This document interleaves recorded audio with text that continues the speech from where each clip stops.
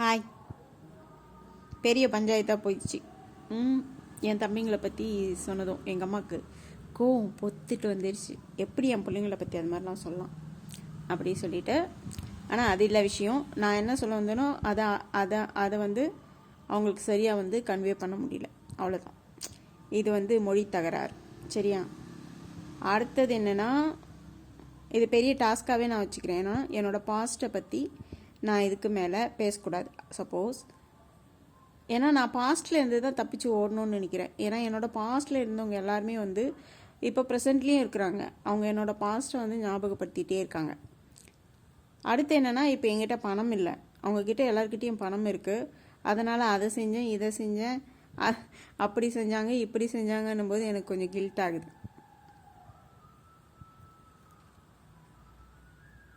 அவ்வளோதான், அதுதான் விஷயம். இப்போ என்கிட்ட பணம் இருந்திருந்தா சீக்கிரமாக ஷெல்டர் கட்டிகிட்டு இருப்பேன், சீக்கிரமாக ஒரு வீடு இருந்திருந்தா அப்படின்ட்டு. ஆனால் அந்த பணத்தை தேடுற அளவுக்கு நான் எஃபோர்ட் போட்டேன்னா அதுவும் இல்லை.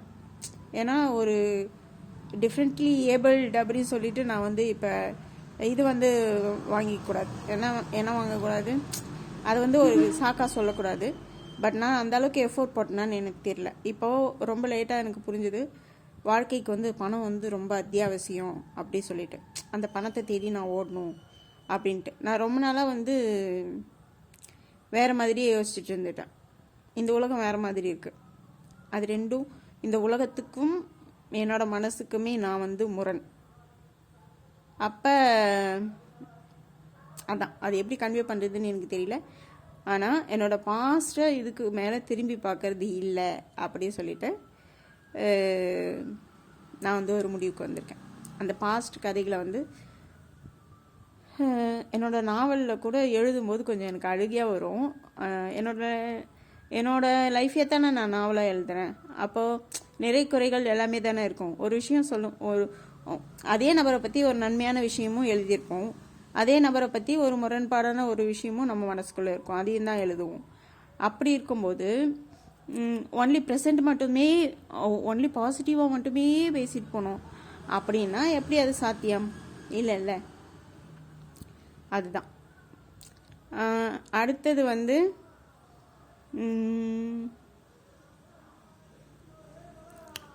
அவ்வளோதான், சும்மா பதிஞ்சு வைப்போம் அப்படிங்கிறது தானே. நன்மையானது எல்லாமே நிறைய பேர் செய்வாங்க தான். என் தம்பிங்க அவங்க செய்யலினா கூட சில விஷயங்கள் அவங்க எனக்காக செஞ்சுருப்பாங்க தான். அதெல்லாம் எதுவும் சொல்லலைண்ணா, அது சின்ன புள்ளியில் செஞ்சுருப்பாங்க. அதுக்கப்புறம் ஒரு குறிப்பிட்ட இது வரைக்கும் செஞ்சுருப்பாங்க. அதுக்கப்புறம் பங்காளி சண்டை அங்காளி சண்டைலாம் வந்திருக்கும். அப்புறம் பேசுறதுக்கான அந்த தயக்கங்கள்லாம் இருக்கும். அப்போ எல்லாமே இப்போ வேறு மாதிரி மாறிடுச்சு அப்படி சொல்கிறேன். பாண்டிங் இல்லாமல் போயிடுச்சு, அவ்வளோதான். அதுதான் விஷயம். அங்கே அவங்களுக்கும் எனக்கும் எந்த நெருக்கமான பாண்டிங் எப்படி சொல்கிறது, மனசுக்குள்ளே நெருக்கம்லாம் கிடையாது. விலகிட்டோம். அவங்க எது செஞ்சாலும் இப்போ அதை அக்செப்ட் பண்ணிக்க முடியல. அம்மா அம்மாவை முன்னிலையில் வச்சு தான் எதையும் ஏற்றுக்க முடியுது அப்படின்னு சொல்லுறேன். ஓகேவா? அது அவ்வளோதான், முடிஞ்சிச்சு அந்த கதை. அதுக்கப்புறம் இதுதான் எனக்கு ஒரு டாஸ்க். என்னோடய பாஸ்ட் திரும்பி பார்க்கக்கூடாது, பாஸ்டில் இருக்கிற நபர்களையும் திரும்பி பார்க்கக்கூடாது.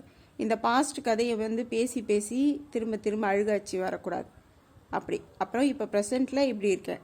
என்ன இருக்கேன், கொஞ்சம் வசதி கம்மியாக இருக்கேன், ஓட்டு வீட்டில் இருக்கேன், அப்புறம் நாய்கள் கூட இருக்கேன், நாய்களுக்கு ஷெல்டர் போட ட்ரை பண்ணிகிட்ருக்கேன்.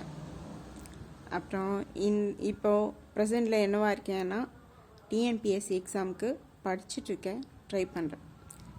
முடிஞ்சால் 1 வருஷத்துலேயோ இல்லை 2 வருஷத்துலேயோ என்னோட நிலைமை மாறிடும். இல்லை ஒரு 6 மாதத்துலேயே கூட மாறிடலாம் தானே. இப்போ நான் குரூப் 1 தான் பாஸ் பண்ணுவேன், குரூப் 1க்கு தான் போவேன் அப்படிங்கிற மாதிரி முரண்பாடில் இருந்தேன். இப்போ இருக்கிற சூழ்நிலைக்கு எல்லா எக்ஸாமும் பாஸ் பண்ணுவேன், ஃபஸ்ட்டு எந்த வேலை கிடைச்சாலும் போயிடுவேன் அப்படிங்கிற மாதிரியான சூழ்நிலைக்கு வந்துட்டானா. அப்போ இப்போதைக்கு ஒன்று ப்ரெசண்ட்டில் என்ன நடந்தாலும் அதை பற்றி கவலைப்படக்கூடாது, ஃப்யூச்சர் பற்றி யோசிக்கலாம்.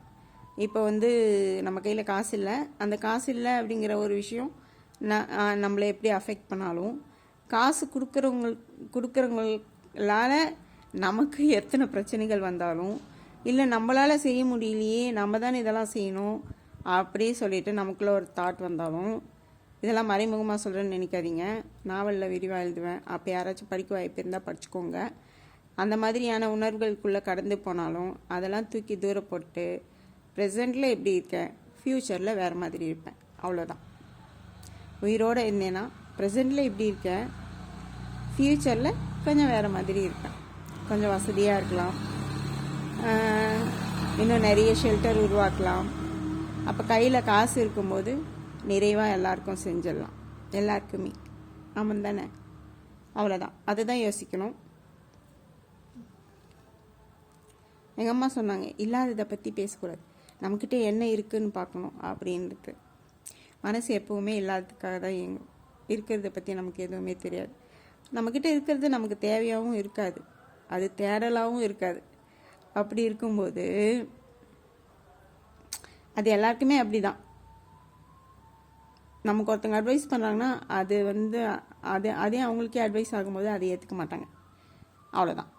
இப்போ திரும்ப சொல்கிறேன், என்னோடய டாஸ்கே என்னுடைய கடந்த காலத்தை நினைக்கக்கூடாது, இந்த கடந்த காலத்துலேருந்து தப்பிச்சு ஓடிடணும் அப்படிங்கிறது தான். ஆனால் அந்த கடந்த காலத்தில் தொடர்புடைய மனிதர்களோடு வாழ்கின்ற நிர்பந்தம் தான் எனக்கு. அப்போ எப்படி நான் கடந்த காலத்தில் மறக்கிறது? என்னோட தாட் கண்ட்ரோல் பண்ணும். அப்போ அந்த மனிதர்களை பார்க்கும்போது என்னோட அந்த பழைய நினைவுகள் வராமல் எப்படி இருக்கும்? வரும் தானே? இந்த மாதிரி அனுபவம்லாம் உங்களுக்கு இருக்கா? ரொம்ப நாளாக என்னுடைய பாஸ்ட்லேருந்து தப்பிச்சு ஓடுறதுக்கு ட்ரை பண்ணி முடியவே இல்லை. அது முடியாது. அப்போ பாஸ்ட்லேருந்து தப்பிக்கணும்னா ஃப்யூச்சரை உருவாக்கணும். அவ்வளோதான் விஷயம். பாஸ்ட்லேருந்து தப்பிக்கணும்னா ஃப்யூச்சரை உருவாக்கணும். அடுத்தது சொந்த கதை சோக கதை பேசக்கூடாது. ஏன்னா சொந்த கதை சோக கதை பேசினா திரும்ப அழுகச்சே வருது. அதெல்லாம் ரொம்ப ஈஸியாக விட்டுட்டு அப்படியே கடந்து போக வேண்டும். மூவ் ஆன் அப்படின்னு மூவ் ஆன் பட்டனை அழுத்த தெரிஞ்சிருக்கணும். ஆமாம் தானே? இத்தனை பேசுகிறனே என்னால் இன்னும் மூவ் ஆன் ஆக முடியல. அதுதான் அங்கே இருக்கிற வீக்னஸ். இன்னைக்கு தான் நான் என்னோடய பாஸ்ட் பற்றி பேச போகிறேன். இதுதான் நான் கடைசியாக என்னோடய பர்சனல் பேசுகிற விஷயமும். இதுக்கு மேலே என்னோடய பர்சனல் நான் இந்த இடத்துல பேச மாட்டேன். ஓகேவா? பாய், டாடா.